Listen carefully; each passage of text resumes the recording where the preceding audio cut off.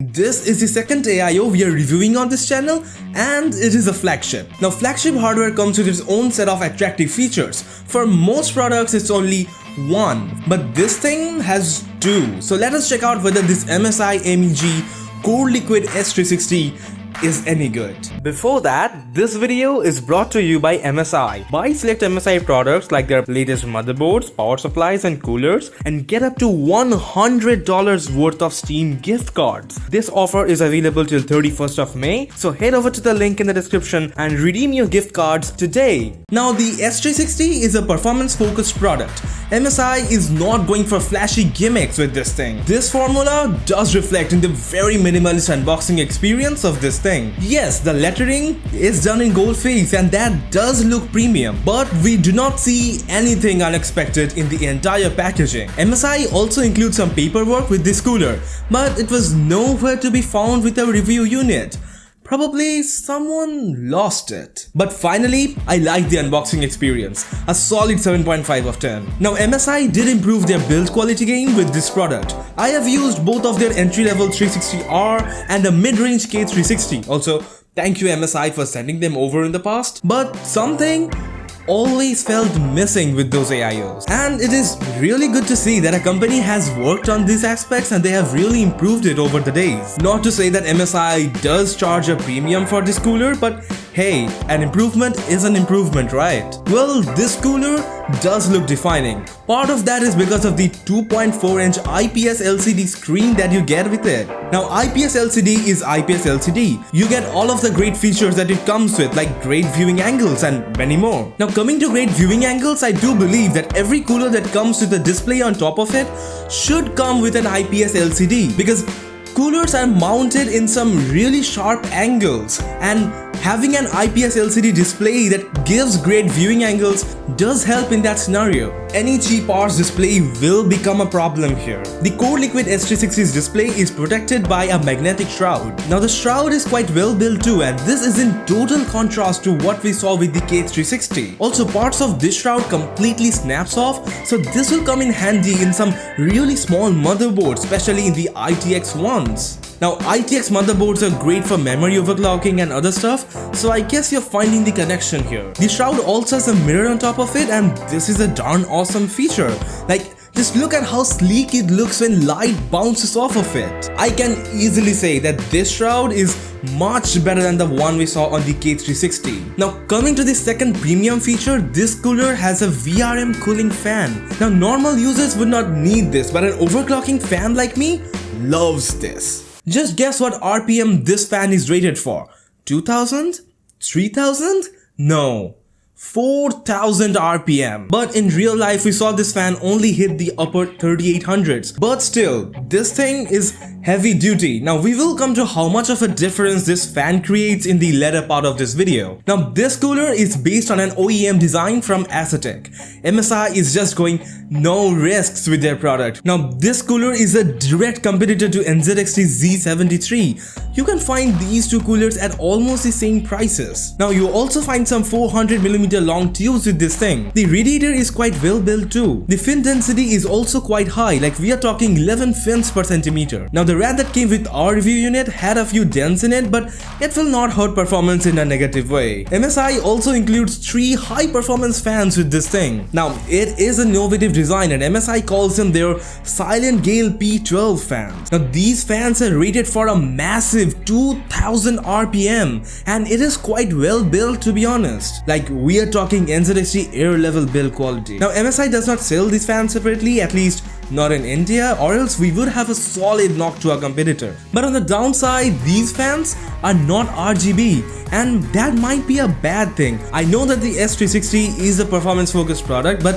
RGB really matters these days. I mean, at least for the market. Just look at how much users are focused on RGB. But looking at the competition, the Z73, I think MSI should be fine. Now, MSI also has managed to keep the cable clutter under control. So you need a SATA power for the display, one 4-pin PWM per fan and one 3-pin header for the pump. Now, controlling this cooler through the MSI Center software, which unfortunately is the only way to control it requires a couple of USB 2.0 cables. But MSI has punched these two cables into one, so that keeps the cable clutter under control. Overall, this cooler is very well built. Well, it manages to deliver a flagship experience. I am giving this a solid 8.5 of 10. Okay, now coming to installation. Installing this cooler was a breeze. MSI did not invent something new, and it is the standard formula followed by hundreds of AIOs in the market. The box contains a packet in which all of the mounting hardware including the mounts are included. MSI has also labeled each of the individual packets, so that simplifies the user experience to quite an extent. Now, I'm not going into the details of the installation procedure because that is out of the scope of a review, but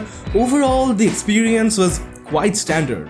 A 7.5 of 10. Now, this cooler looks awesome in any build. The large CPU blockhead is definitely a plus point, and it helps in setting this cooler apart from any of the competition. But the lack of RGB can be a concern, and when you're talking about looks, well, no RGB really does not look as good as full RGB. So considering all of that, I'm giving this a 7.5 of 10. Now, keeping all of that aside, let's talk about the thermal performance of this thing. Now, this is where this cooler is supposed to triumph.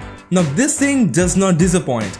The numbers look very promising, and it also scales pretty well at higher clock speeds. Now, not just in Cinebench, the numbers are same throughout Double Prime 1024M and even the blended test suite. Now let's add some context and compare this to a much cheaper Antec Symphony 360.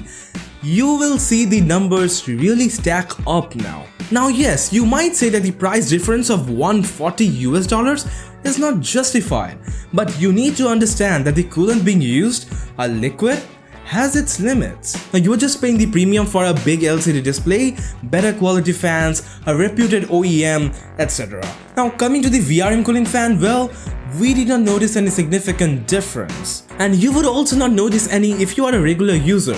But if you are an overclocking enthusiast in a situation where a difference of 0.5 degrees can give you a world record, well, this thing will really help you. Oh, and by the way, you need to take the top cover off to really get any noticeable differences, so keep that in mind. Now, overall, I cannot say that I'm super impressed with the thermal performance of this thing, more so because of the stupendous price it asks for, a 6.5 of 10. I'm sorry. Now, coming to the software, you can completely control this cooler by MSI Center, and the worst part of it is that MSI Center is the only software that you can choose from while trying to control this thing. But I need to acknowledge that MSI Center is getting better by the day, and although it does have a few bugs here and there and it can shoot up your CPU usage just out of the blind, I cannot say that locking it to just MSI Center was the best idea. Now, I need to include this because the competition, NZXT, has come up with a really sophisticated software called NZXT CAM, and MSI Center does really fall apart when compared to CAM. But overall, you still get a lot of customization through this thing, so I'm giving this a 7 of 10. Okay, now let us talk about the value proposition of this thing. Now, this thing costs a hefty premium. It costs around 23,000 Indian rupees or almost $250 in the USA. To be honest, that is not cheap for a cooler. Now, this cooler has been built for the highest end CPUs in the market, like we are talking the 5950X or maybe the 12900K, and pairing it with a 12600K or maybe the 3600X does not make sense at all. Well, to be honest, if you're pairing it with a Ryzen 5 or a Core i5, it is a complete waste of money. But if you are an overclocking enthusiast, go for it. This thing is liquid cooling at its peak. Also, if you are a professional who runs a hot riding chip with lots of intensive workloads, you can consider this. But if you are a gamer, I'm not comfortable recommending this thing. Overall, a 6.5 in terms of value. Diminishing returns is a big problem with flagship hardware. And with an overall score of 7.29, this cooler gets the Cybertech Talk Silver Award. So, that wraps it up. This is a really expensive product, so if you want to look for something without drilling a hole in your pocket, probably check out the 360R we reviewed a while back. Don't forget to leave a like and subscribe for more videos like this.